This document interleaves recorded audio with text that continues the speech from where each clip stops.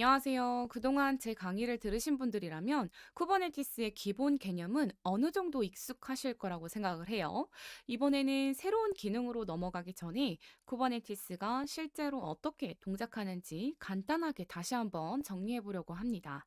전체 흐름을 다시 한번 리마인드 하면서 개념을 더 탄탄히 잡아보도록 하겠습니다. 쿠버네티스는 컨테이너화된 애플리케이션의 배포, 스케일링, 운영을 자동화하는 컨테이너 오케스트레이션 플랫폼이죠. 서버 여러 대를 하나의 클러스터로 묶고 그 위에 수많은 컨테이너를 마치 하나의 시스템처럼 운영을 하고 있습니다.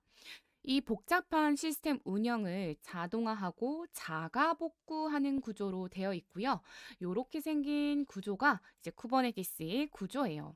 구조를 조금 쉽게 설명을 드리면 쿠버네티스는 지휘 본부와 일꾼들로 이루어진 군대라고 생각하시면 조금 쉬우실 거예요. 이 쿠버네티스는 컨트롤 플레인이라는 것과 노드로 구분이 되어 있습니다.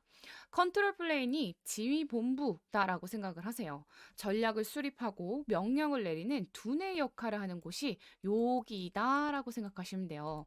어떤 파드를 생성할지, 어디에 배치할지, 문제가 발생했는지 전반적인 상황을 판단하는 곳이 컨트롤 플레인이다라고 생각을 하시면 됩니다. 워커노드는요, 병사들 실제로 일하는 곳이거든요. 실제로 컨트롤 플레인의 명령을 받아가지고요, 작업을 수행하는 실행 부대라고 생각하시면 돼요.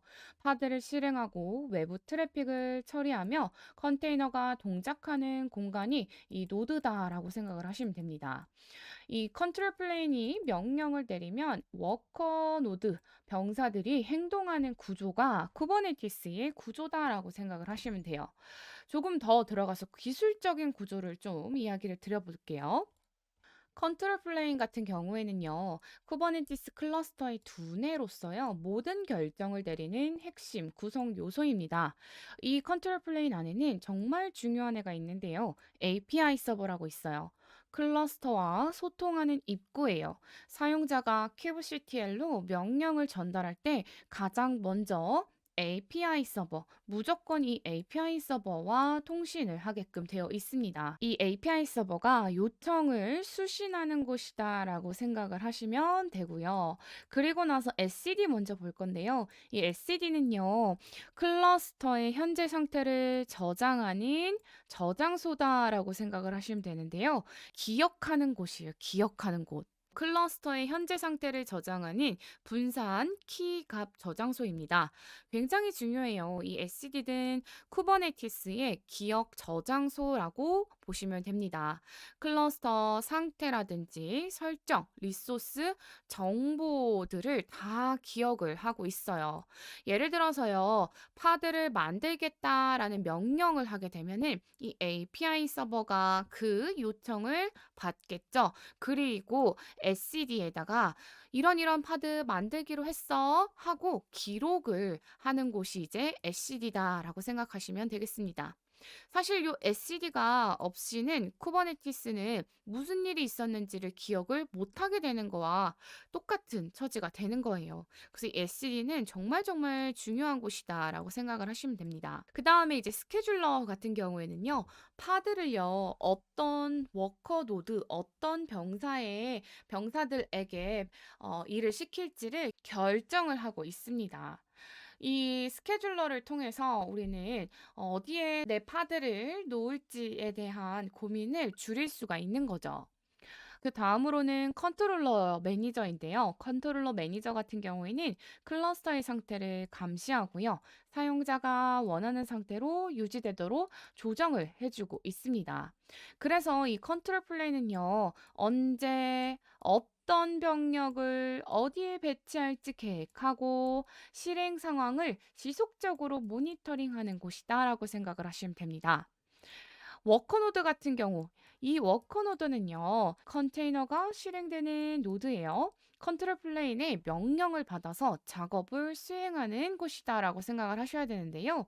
이 워커노드 안에는 큐블렛, 컨테이너 런타임, 큐브 프록시 이렇게 세 개가 있습니다. 각 노드에서 파드 상태를 관리하는 것이 바로 큐블렛이고요. 컨트롤 플레인의 명령을 실행을 하고 있습니다. 컨테이너 런타임은요, 실제로 컨테이너를 실행하는 엔진이다라고 생각하시면 되고요. 쿠버네티스는 현재 컨테이너 D 런타임을 이용을 하고 있죠. 큐브 프록시 같은 경우에는 네트워크 통신을 처리하고 있고요. 외부 요청을 내부 파드로 라우팅 처리해주고 있습니다. 그래서 이 워커 노드들 같은 경우에는요, 명령을 받고, 배포하고, 실행하고, 네트워크 연결 등과 같은 실무를 수행하는 곳이 바로 워커 노드다라고 생각을 하시면 되겠습니다. 자, 그러면 이번에는 전체적인 흐름을 한번 확인해 보도록 하겠습니다. 예를 들어서요, 우리가 야멀 파일을 작성하고 큐브시티에 apply라는 명령을 실행하잖아요. 그렇게 되면은 API 서버가 이 요청을 수신하고요. 상태를 SCD에 기록을 할 거예요. 그리고 나면요. 스케줄러가요. 적절한 노드를 선택하게끔 될 거고요.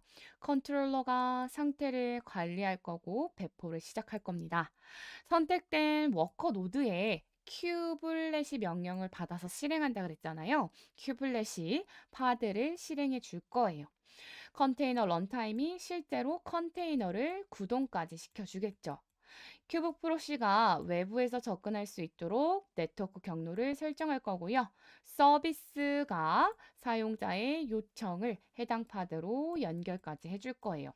이 전체적인 과정은요, 마치 이제 사령관이 작전을 수립하고 병사들에게 실행을 지시하는 군대 조직처럼 유기적으로 작동한다라고 생각을 하시면 되겠습니다. 마지막으로 요약을 좀 해보면요. 쿠버네티스는 컨트롤 플레인과 워커 노드로 구성된 분산 시스템이고요. 컨트롤 플레인에서는요, 전반적인 상태를 관리하고 스케줄링하고 감시하고 오케스트레이션 결정을 담당하는 곳이다라고 생각을 하시면 됩니다.